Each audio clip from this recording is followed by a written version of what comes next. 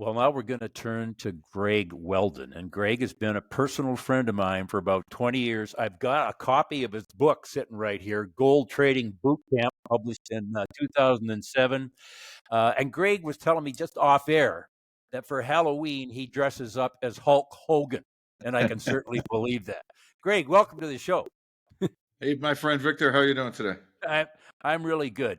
And I got to tell people, you are going to be one of our keynote speakers at the World Outlook Conference again this year. That's at the Westin Bayshore on February 2nd and 3rd. And let me give you a plug. I think there was something that you forecast. Was it just a year ago that you thought was going to happen, and it's happened in spades? Now, what was that? Well, we talked about a lot of things, and for sure, I think one of the better ideas we had was on the panel session.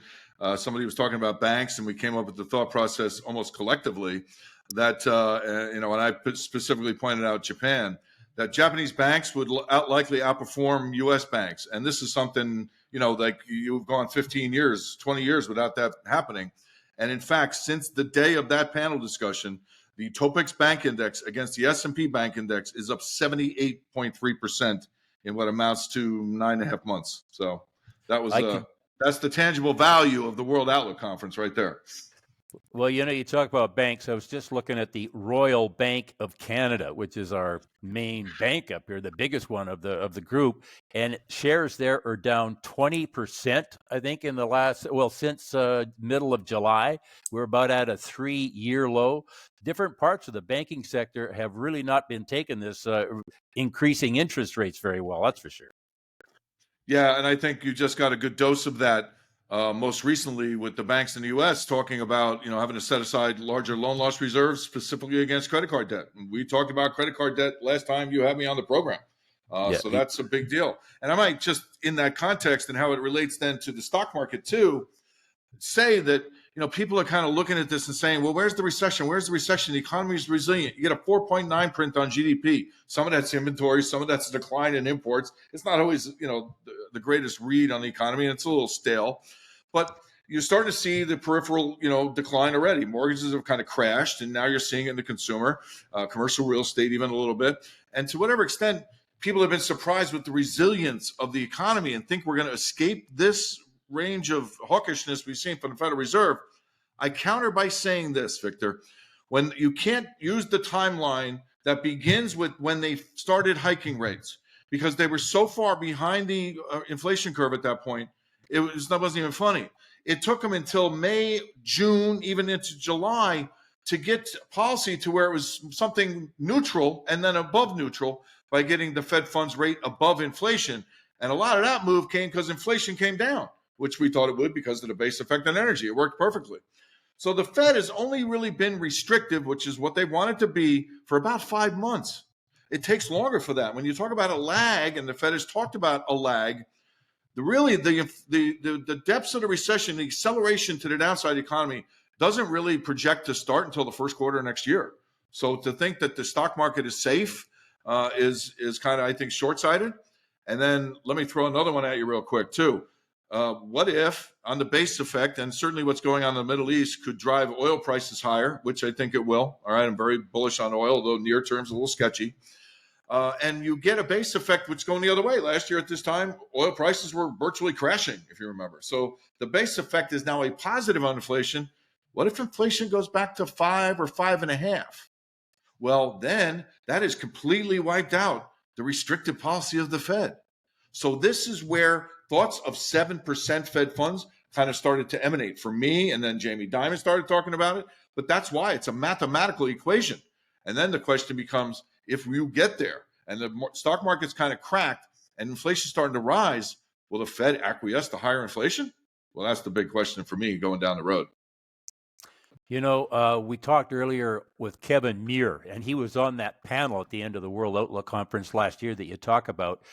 And one of the things that Kevin and I were kicking around was that the sharp increase in the bond yields in the United States have, in a way, done some of the job for the Fed. Like, what has happened with bond yields going up has been about the same effect, some people say, as about a 3/4 point rise from the Fed. So this call it lagged effect of rising interest rates hitting the economy is what you're talking about. And it's not just what we've seen from the Fed, but also from the bond market. Yeah, which is exactly why the yield curve is uninverted and now is going to start to steepen. And we talked about that as well not too long ago. How when you get to this point where the Fed is kind of on pause and inflation is at least, somnambulant for right now, I think it will reaccelerate. But for now, for the very near term, the Fed's on pause, and that's going to buoy the short end of the market, which has been hammered. What the long end now, either the Fed acquiesced to higher inflation, or we could talk all day long about the debt and deficit. It's out of control. It's insane. I've said this a few times recently. Albert Einstein defined insanity as doing the same thing over and over and expecting a different result. We define insanity in this country when it comes to the budget and debt by doing the same thing over and over and praying for the same result. We continue to float this bubble. What if that doesn't happen next time? What if the numbers are too high? There's so many kind of landmines here around what's happened. And you talk about the rise in bond yields. I would say the same thing in terms of Fed funds, with the yield curve having been inverted. I mean, bond yields have been relatively low compared to the rest of the curve, compared to where inflation is, and compared to what the debt has done. So this is why I think the curve continues to steepen, because what if the Fed kind of ends their hawkish talk, or maybe even shifts dovishly if, say, the S&P falls to 3,600 or something? Well, then I don't know that the bond yields would like that. And maybe they can't arrest a rise in bond yields like, Japan did so successfully for so long. Let's go to the stock market. I mean, we talked about this a bit off air, but clearly there's a bifurcation in the stock market. There's some winners and there's a lot of losers. We've got the Magnificent Seven, which has sort of held the market up until this week, starting to see some weakness there. But there's this bifurcation where you've got strong stocks and weak stocks. I mean, I look at the transport index, for instance, and it's just really been coming off. Companies like Boeing, Caterpillar, the different airlines and that sort of thing. And yet, we see consumers keep spending, they say, but I wonder if there's, again, some bifurcation in who is the consumer. People that have done well in the stock market, done well in real estate, surely they're continuing to spend. But when you see the strikes that are going on, the working folks out there are probably really having to count their dollars when it comes to spending. And I'm kind of with you. I think we have got a recession coming not too far away. And so far, the market seems to have dismissed that that's going to happen. But anyway, let's give me your thoughts on this bifurcation in the stock market. Well, we've been saying too, and I think the last time we talked about this specific thing, that the breadth during this rally has been as narrow as anything I've ever seen for a rally that's challenging new all-time highs, number one. Number two, we also talked about the dynamic of you get this inflation to come down off the base effect that people will think that the Fed's going to claim victory over inflation. You have a summer rally, and that is kind of your last gasp into this, the dynamic around the consumer too, who has depleted their savings. Real wages are still, negative. Your check buys you less the second you cash it. And to the degree to which, if you don't have wealth inflation in stocks, there's very few people that are benefiting from the one place where you have some wealth reflation, which is in home equity, and home equity loans is the only source of credit that's actually got hot. But that's for the top 10% of the economy. So when it comes to the stock market, I think something happened that was significant in June, because it was running on thin air anyway. When it was rallying into July, right, late July, it was really, looked really good. It looked like it was going to go to new highs. The breadth was so narrow. We do a quantitative studies as part of our portfolio playbook, one of the things that we offer to investors. And we had at that point 30% of the S&P 500. We do the sectors, and then we break it down by every stock, and we rank them all.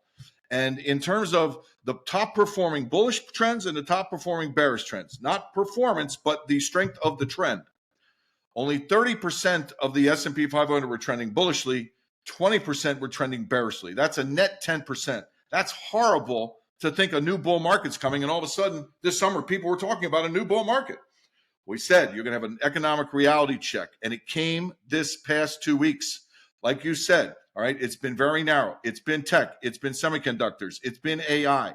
What happened in the past 6 days is that the semiconductor index broke down. It violated trend lines. It moved below the 2-year exponential moving average. It made a new medium-term low. But not only did it break down, it broke down against the S&P 500, and it broke down against the XLK info technology sector ETF. So when the leader's breaking down against the other second leaders and against the whole market, that's a telltale sign. And what happened was energy creeped into the allocations at the end of July. July 21st, we turned bullish on energy. 74 and change it was trading in WTI. We predicted 115. I'm still holding to that. And in the case of what you've done in energy, it went from being, it crept into the allocation, and all of a sudden it was 20%. Right now, what we have is basically 50% energy, and the rest is allocated between the dollar ETF, short equity ETFs, the gold, Bitcoin, and the various energy commodity ETFs. You mentioned gold. Okay, we gotta get to gold sooner or later. But before I forget about it, let's talk gold right now. We've had a spike here of about $125, $150 from when the attacks in Israel happened. Where do we go from here? Well, what's interesting is if you look at the bigger picture, the first thing I note is getting through 2000 has proved incredibly difficult. But when you look at the charts and you look at the weekly or the monthly charts, you have these tailed downside weekly and monthly reversals from above 2000. There was selling above 2000, heavy selling. So I'm assuming that's kind of officialdom, although we know central banks have turned large buyers too. It looks to me like somebody didn't want gold to go through 2000. It would make sense that the Fed doesn't want to be potentially turning from rate hikes when inflation is still not at their target rate, and they start to talk dovishly with gold at 2000 and the stock's near new highs. The Fed said we want pain, and I think that pain includes pain in commodities and in the equity market. But gold is on its own kind of path now because the recent decline was a near perfect ABC 61% retracement of the entire rally from below 1700. So the stage is set for that correction. First of all, to have cleared the decks, look at open interest. It's like near multi-year lows. I don't think people are involved in gold. They're disappointed in gold. It really caught them off guard. And the speed with which it rallied didn't allow a lot of people to get back in. And I've been saying this all along, too. It's like this is why you want to own something that you kind of hold. Because the day, that the dollar card is played, and that's maybe next step stuff. It's not the next step. It's the next step. But that's the day gold's going to spike, and you're not going to have much time to get in. So we're closer to those days now. But I think that gold is on the verge of breaking out, making resuming a secular bull market, essentially. My fear is, and the risk is, that the dollar breaks out through 107.35. You have an emerging market currency crisis. Stocks get wasted, and everything goes down, including energy for a time. That could happen. That's what happened in 2008. It could follow that playbook. But I see the correlation seem more like 1987 than anything else. And in that case, gold would spike. And I think that that's a very good chance that that's what's going to happen. To your point about people aren't in gold, I see the gold ETF reports, which I frequently put up on my blog. People have been net sellers of gold for 3 years in the ETF market. The open interest on the COMEX gold futures is, as you say, near record lows. I've been paying attention to that. Staying with gold, I mean, two of the big factors on gold, the correlations are the U.S. dollar and interest rates, particularly real rates. We've had gold, from my view, has, if it just stuck to the relationship with real interest rates, gold would have been a couple of $100 lower than it has been. I've been thinking that the reason it hasn't, given that the consumers, the retail doesn't seem to be there, it's probably been central bank buying around the world that has helped gold stay a little higher than it would have been if it would have been just tied to real interest rates. Yeah, de-dollarization is real, and you and I have talked about that, for a while. All right, you could really take that conversation way, way back, but it had to happen the way it was going to happen, and this is the way it's going to happen. In that context, I would say that one of the things I look at is the gold-adjusted value of the dollar.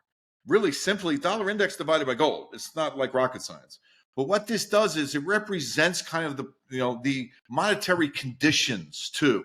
And what you've had, and again, like people are disappointed in gold, but let's consider gold actually held its own into one of the strongest periods of dollar strength we've seen in quite a while over the last couple of years, and really gold has gone sideways for 3 years. You look at like some of the longer term moving averages, I mean, it's flatlined, man, until just the recent downside. Now it dipped and it comes back up, but it really has been centered around a flat line for 3 years, since 2001.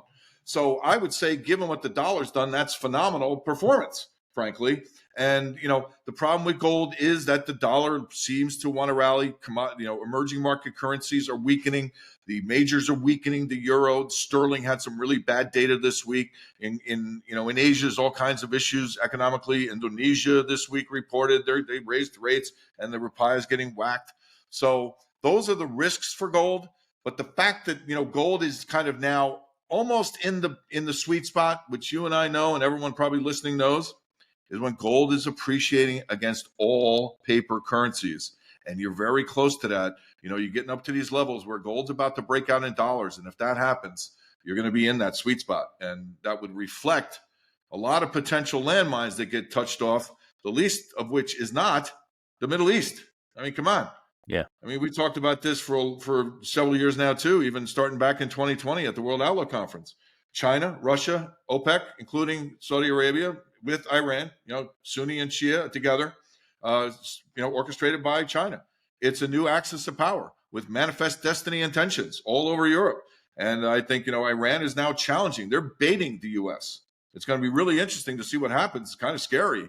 But I think the complacency right now around this being a ceasefire and going to be diplomatically negotiated is really, really insane to think that that's the way this is going to play out, man. I don't see that at all.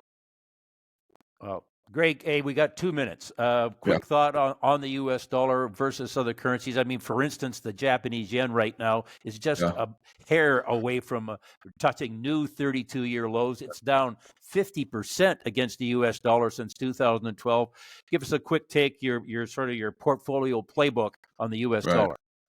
Well, in the dollar, we're just bullish the dollar, and then we're bearish a variety of currencies. All right, mostly emerging market currencies like the Indonesian rupiah and Malaysian ringgit, particularly in Asia, but also some of the South American currencies as well too, and even the degree to which some of the commodity currencies have not performed well. When you talk about Japan, really interesting because they just posted yesterday, or maybe it was even this morning. It turns out when you're working 20 hours a day, a week is one day. So it's one long day a week these days. So I think it was yesterday. It could have been this morning. Japan posted Tokyo CPI, and it rose. And food inflation is above 9%. More than half of the 92 components of Japanese CPI are double digits. 25% of them are running above 20% year over year. All right. And what's the central bank doing? Nothing at all. They're allowing the bond yield to go to 1%. Now, frankly, I'm shocked that they can get away with this yield curve control and this bond market limitations. And I don't know how much longer they get away with it. But what happens in Japan is kind of a prelude of what might happen in the U.S. eventually. So you have to pay attention. I would note that the yen has made lows against the Chinese renminbi, the euro, even sterling, which right now is a real dog all of a sudden because they have issues now. Their budget deficit's a mess too. So again, when you talk about all these countries right now, the dollar is the last worst option. And that's why gold and Bitcoin right now are better options. The cleanest dirty shirt in the laundry basket, as we used to say about the dollar. Hey, Greg, sometimes you got to wear it. It's so much fun to talk with you. I am looking forward to seeing you at the World Outlook Conference, the Western Bayshore in Vancouver. It's going to be February the 2nd and the 3rd. And I know you and I are going to have a glass of wine at the speaker's dinner and really get down and dirty. Greg, folks, you can find Greg at weldononline.com. And also make a point, come to the World Outlook Conference and see him in person. Thanks, buddy. All right, my pleasure. You guys do a great job. I'm happy to contribute anytime. Super.